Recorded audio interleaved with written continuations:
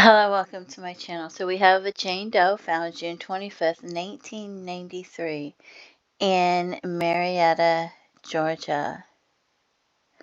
Estimated age 25 to 30 years old. That's estimated. Estimated height 5'3". Estimated weight 100 pounds. It doesn't have the estimated year of death. It doesn't have the estimated PMI. Skeletal remains were discovered at a construction site in Cobb County. Not recognizable, partial skeleton parts only. It doesn't give a hair color.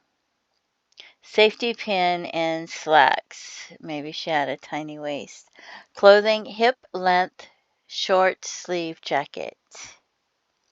White halter top, scarf with orange pink diamond print design, lightweight, blousy, elastic waistband, slacks, multicolored bead earring.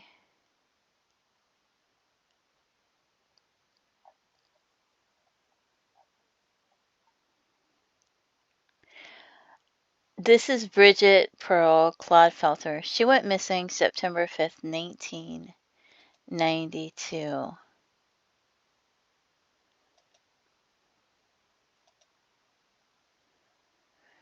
I don't know if that could be her or not.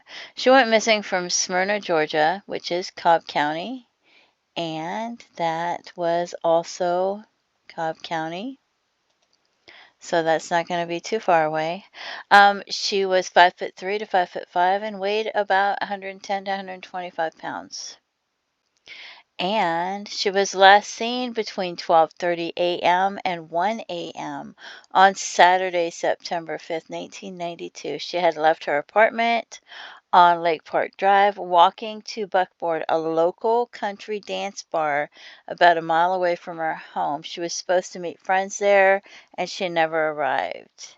She has not been seen or heard from since. Strawberry blonde, bleach blonde hair and blue eyes, white jeans, black top, black snakeskin cowboy boots. And this doesn't mention the shoes, but it's a white top where she was wearing white jeans and a black top, and this person had a white top and doesn't give the color of slacks. That's interesting, isn't it?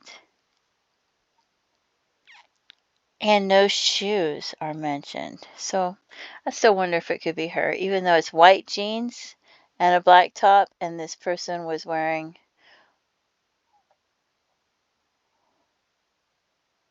a white top. And I don't know what color slacks. I don't know why they don't have that. And the next person I have is Belinda Frances Norad, which also has kind of a similar look to her. She went missing in Acworth, Georgia in 1992, August 6, 1992. She was 5'5" and 120 pounds. It says she was wearing leather moccasins, and it doesn't give the other clothing, just jewelry. Blonde hair, blue eyes, gap between her front teeth. Nickname is Linda. Her vehicle was found. Where does it say? It was found in Cobb County. She was last seen in Acworth, Georgia, August 6, 1992. She was arguing with her boyfriend, Stephen Creasman, at the time. They left in her silver Nissan pickup truck. Her 14-year-old daughter spent the night elsewhere, and when she got home to her mobile home, her mother was gone. A phone cord was missing, a comforter, and the pickup truck. Her 19-year-old son had been home that night, and he thought they must have left together before he woke up in the morning. She's never been heard from again. 6 weeks later, there it is. Her truck was found parked at a shopping center in Marietta, Georgia, which is in Cobb County. There was no sign of her at the scene. Her boyfriend is also considered a suspect in not only her disappearance, but another girlfriend, Twyla Mickey, and the murder of his wife, Rita Kreisman. And Rita disappeared from Marietta, Georgia. Stephen said she'd gone out to run errands. She never came back. Then they found her body in a creek a few miles from home. She had been strangled, although her body was partially clothed. There was no evidence of sexual assault. She was his second wife, and his first wife had died of cancer in 1985. So, you can pause that and read the rest of it if you'd like. Very sad. And who else do we have under missing persons? We also, this is the same person mentioned in NamUs. So if you want to read that. And I don't know why it doesn't give her clothing just for moccasins. I guess they didn't know what she was wearing. Then we have Lisa Marie Wallace Geise, or Geise, I'm not sure how to pronounce it. She went missing in 1989. That's a long time before that, 1989 to 1993. They don't know how tall she was, somewhere between 5 and 6 foot tall. Last seen at her place of work, a picture frame company in Norcross, Georgia, February 26, 1989. It was her day off, but she went there to run some inventory. That same day, someone started a fire at the company. The fire triggered the sprinkler system, but the sprinklers were not connected to an alarm. She probably tried to signal the alarm.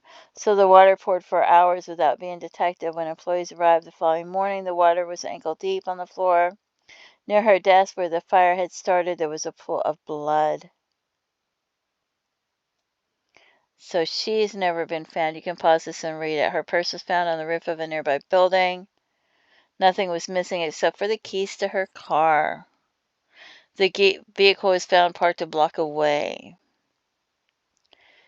In the woods near her workplace, they found a 10-pound doorstop and a cloth mail card, both stained with blood.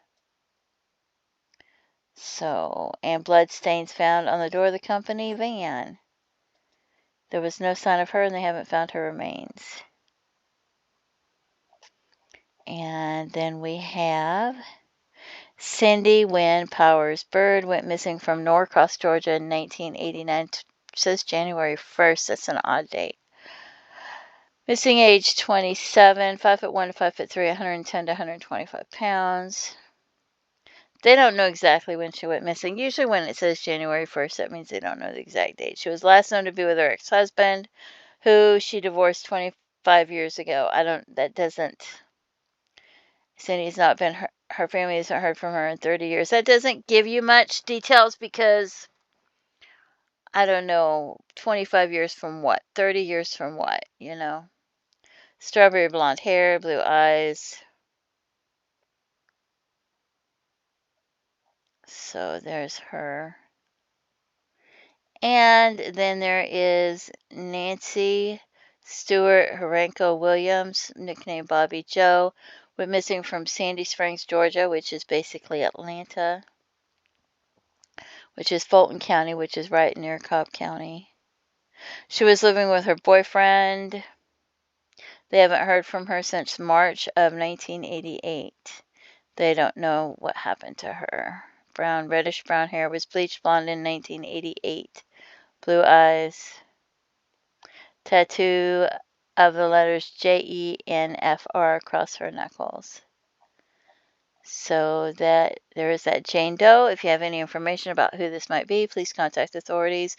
If you have any information about what might have happened to these missing persons, even if it's hearsay, you're not sure if it's important or relevant, contact the authorities. Let them know. Let them decide what's important or relevant. Feel free to leave comments. Don't forget to pray for their family and their loved ones, and have a blessed day. Bye-bye.